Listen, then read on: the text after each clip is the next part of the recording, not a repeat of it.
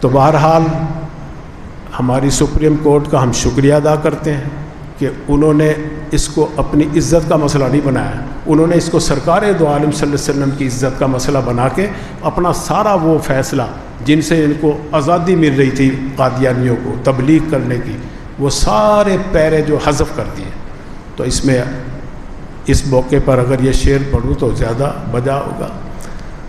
فرمائے کہ شکر للہ کہ نہ مردے مرسیدیم بدوست، شکر للہ کہ نہ مردے مرسیدیم بدوست، آفری باد بری ہمت مردانہ ماں۔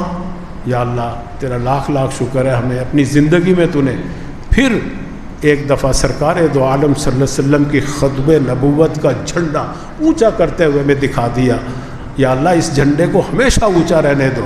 ہم جسٹس فائز عیسیٰ کا بھی شکریہ ادا کرتے ہیں، اپنی قومی اسمبلی کے ممبران کا بھی شکریہ ادا کرتے ہیں، علماء کرام کا بھی شکریہ ادا کرتے ہیں، اپنی عوام کا بھی شکریہ ادا کرتے ہیں۔ دیکھو نا پچھلے سے پچھلے جمعے آپ سب نے شرکت کی، احتجاج کیا، اظہار کیا اپنے جذبات کا، تو ان تک پہنچا۔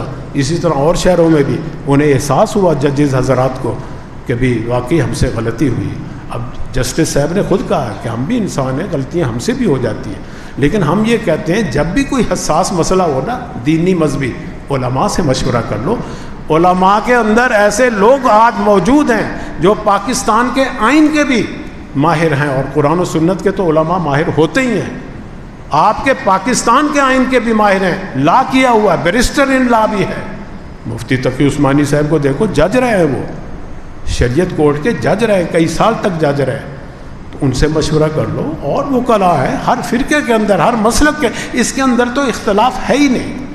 تو بہرحال آخر میں پھر کیونکہ بعض جسٹس ایسے آئے ہیں جو اڑ جاتے اپنی بات پہ، عزت کا مسئلہ بنا لیتے۔ وہ آسیہ ملونہ کو بھی تو رہا کر دیا تھا نا ایک جج نے، جج ناصر ثاقب نثار جو تھا، اڑ گیا، چھوڑ دیا اس کو، راتوں رات بھگا دیا، خود بھی بھاگا ہوا ہے، فرار ہے ملک سے۔ لیکن جسٹس فائز عیسیٰ نے خوش دلی کا مظاہرہ کیا۔ مجھے پورا یقین ہے ان کا یہ فیصلہ ان کی عاقبت کے لیے، آخرت میں کامیابی اور نجات کے لیے کافی ہوگا۔ اللہ تعالیٰ ہم سب کو کامیابی عطا فرمائے۔ وآخر دعوانا